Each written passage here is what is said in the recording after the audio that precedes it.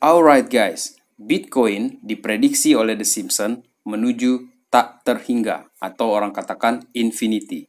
Memang banyak ya kejadian-kejadian di dunia ini yang sudah terjadi, itu diprediksi jauh-jauh hari atau tahun-tahun sebelumnya oleh serial The Simpsons ini teman-teman. Dan bolehlah kita katakan ini cocok logi, tetapi kebanyakan itu terjadi. Bahkan ada yang menyatakan bahwa mungkin sutradaranya The Simpsons ini datang dari masa depan, atau dia adalah seorang Grandmaster untuk planning ya, rencanakan hal-hal yang besar terjadi di dunia ini, atau seberkuasa apa sih dia seperti itu kan. Ya banyaklah pemikiran-pemikiran seperti itu, dan tidak hanya tentang Bitcoin teman-teman, tetapi di sini ada juga mengenai Cardano yang juga diprediksikan oleh The Simpsons akan bagus ke depannya. Sehingga akibat kejadian ini menurut saya ya, The Simpsons ini tidak hanya prediksi teman-teman, tetapi dia kasih spoiler untuk future, untuk masa depan. Untuk lebih jelasnya, kita akan bahas di video ini ya. So guys, let's dive in my friend. Welcome back everybody to Black Cuan. Terima kasih telah mengupdate berita kripto dari channel ini. Di kesempatan kali ini tidak hanya mengenai prediksi The Simpsons yang akan kita bahas di sini ya, tetapi ada tentang CZ ya dari Binance. Kemudian kita juga akan bahas mengenai kondisi market kita yang berkaitan dengan kenaikan suku bunganya The Fed atau seperti apa ke depannya The Fed lagi nanti, dan juga mengenai beberapa exchange yang tidak ada lagi di Play Store, dan itu menjawab pertanyaan dari kolom komentar ya teman-teman. Sebisa saya akan saya coba jawab di sini nanti ya. So guys, yang pertama di sini. Ini ada dari CZ ya, ini saya ambil dari Twitternya dia. I have unfollowed Bitcoin Archive recently. Jadi dia baru saja berhenti memfollow Bitcoin Archive teman-teman. Bitcoin Archive ini juga salah satu akun yang saya follow karena ini besar sekali akun ini ya, 1 jutaan followersnya. Menurut saya ini besar. Kemudian alasan dia mengunfollow itu adalah karena postingannya si Bitcoin Archive ini yang dianggap oleh CZ itu questionable atau boleh jadi akan menyebabkan FUD yang semakin besar. Kemudian akibat dari kejadian ini, Bitcoin Archive ini langsung mend-DM ke CZ ya, dan dia sertakan screenshotnya dia ya mengenai postingannya dia, padahal dia sudah taruh ini kata false. Karena Bitcoin Archive tahu bahwa yang dipotong oleh jurnalis ya dari perkataannya si CZ di sana itu tidak full konteksnya teman-teman, sehingga dia kehilangan makna yang sebenarnya.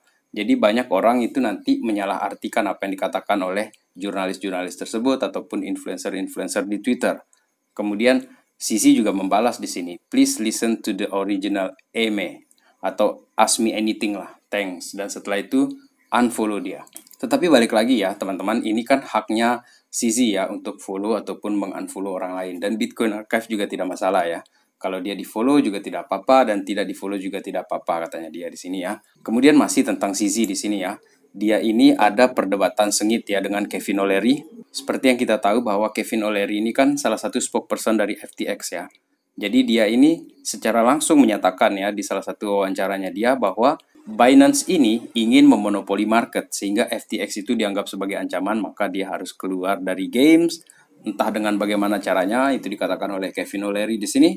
So guys, tuduhan ini sangat-sangat tidak mendasar ya, karena seperti dikatakan oleh Kevin O'Leary, saya tidak punya rekaman ataupun videonya, tetapi katanya dia, ini yang saya dengar dan ini yang saya tahu. Ini menurut saya sih dari spokesperson seperti ini tidak bertanggung jawab juga. Tetapi teman-teman, meskipun sudah di-unfollow oleh CZ ya, Bitcoin Archive ini mencoba untuk tetap objektif ya. Di sini dia menampilkan sebuah timeline di sini dari 2018, 2019, 2022 mengenai Kevin O'Leary. Dan ini sebuah fakta menurut saya ya. Jadi kemungkinan besar di tahun 2018 itu dia secara rahasia membeli Bitcoin, kemudian 2019 menyebut Bitcoin itu sampah, dan itu dikatakan oleh dia di televisi ya. Kemudian 2022 dia dibayar 15 juta dolar oleh FTX untuk menjadi spokesperson, dan kemudian dia menjadi seorang aktor ataupun karakter yang bullish di kripto teman-teman. Menurut kalian Kevin O'Leary ini termasuk orang yang seperti apa? Pebisnis yang seperti apa? Coba kalian tulis di kolom komentar ya. Kemudian sekarang ini kita beralih mengenai berita kripto secara umum teman-teman. Ini dari Coindesk ya, saya kutip. Active crypto developers decrease nearly 60% in 2022. Jadi untuk developer sekarang ini memang menurun ya, disebabkan oleh pasar bear market yang seperti ini. Jadi yang sekarang ini masih aktif itu adalah ETH ya. Dia adalah yang nomor 1 paling aktif sekarang ini. Kemudian yang kedua itu paling aktif adalah Cardano teman-teman. Cardano itu tetap aktif di bear market ini bersama dengan Ethereum. Ethereum itu nomor 1, kemudian Cardano di bawahnya. Dan kalian tahu yang nomor ketiga? Cosmos, teman-teman. Hebat Cosmos ini, meskipun diam-diam ya. Jago dia, tetap dia aktif ini, dan ini kita bisa lihat dari matriksnya dia di sini ya, mengenai koin-koin yang tetap aktif selama bear market ini, teman-teman. Jadi, untuk koin-koin yang masih aktif seperti ini, sepertinya masa depan untuk ke depan itu ya, di bull run yang akan datang itu masih ada lah, menurut saya, teman-teman ya. Kemudian mengenai the Fed ya, yang menyebabkan harga Bitcoin itu tertahan ya dari level 18 turun lagi ya. Sudah dia naikkan 50 basis poin untuk suku bunganya.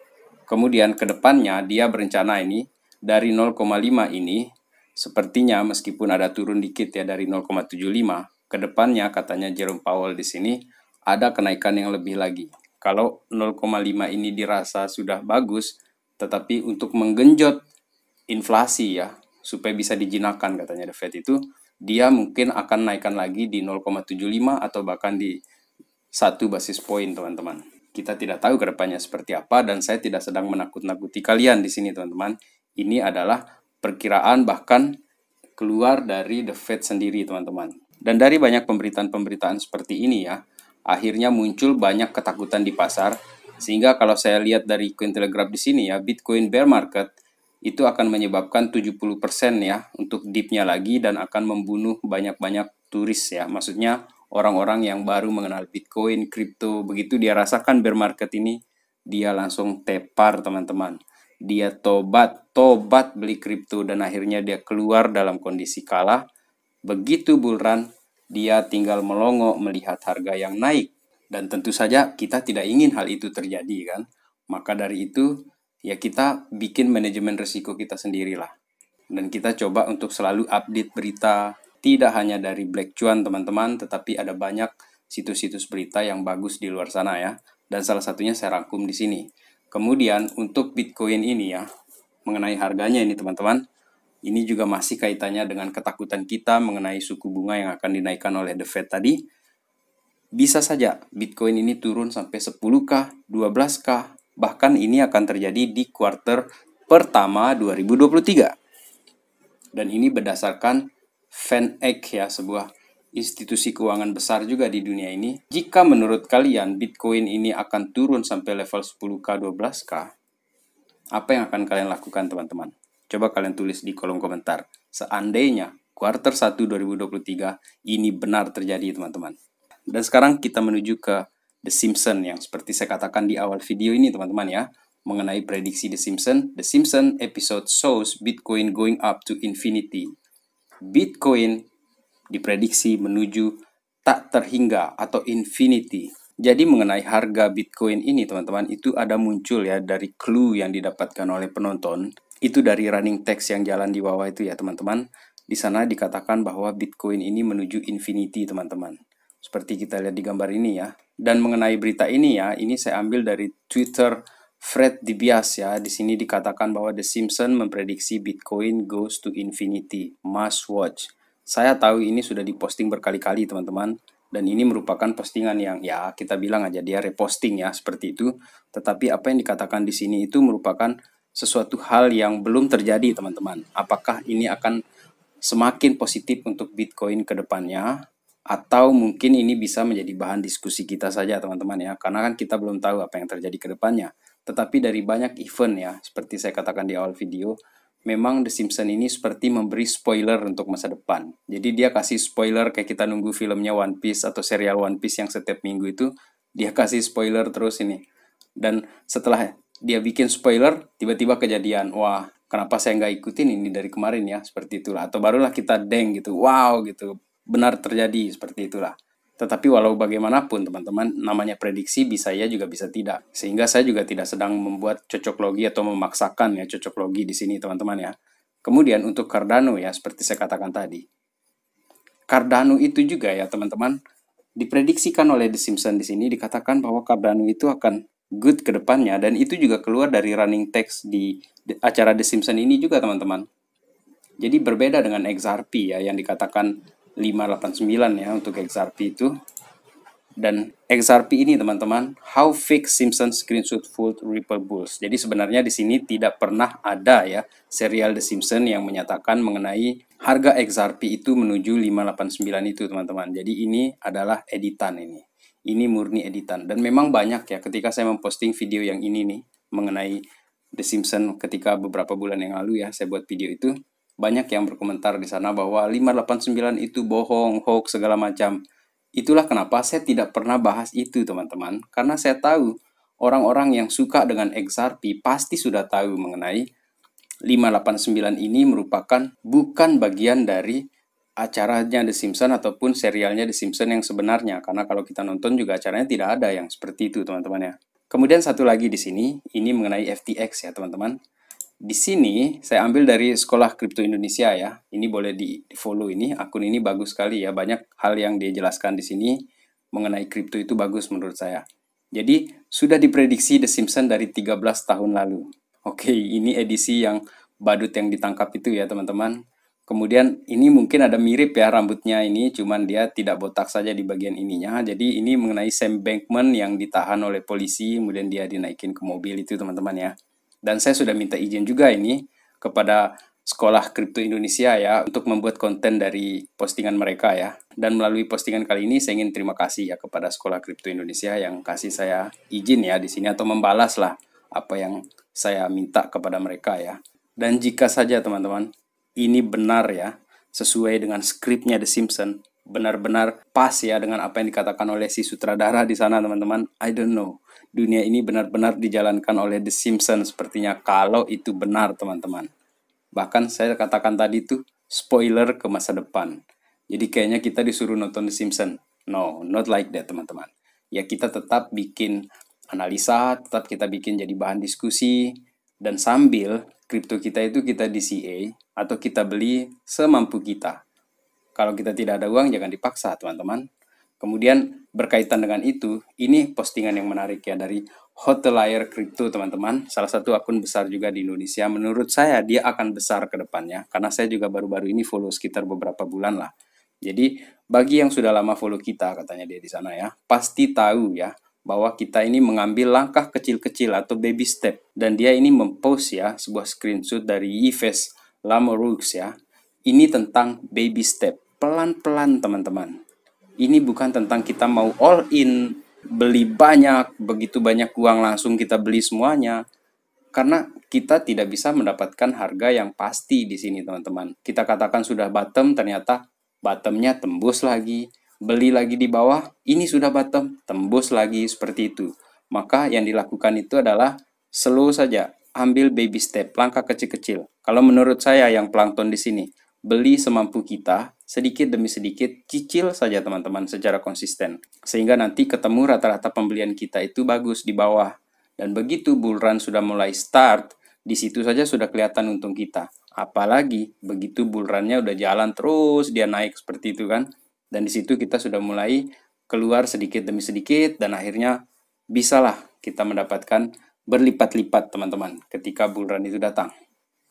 Kemudian untuk yang terakhir di sini saya ingin bahas mengenai Bybit ya. Ini dari kolom komentar ini saya jawab di sini. Salah satu saja saya kasih contoh ya.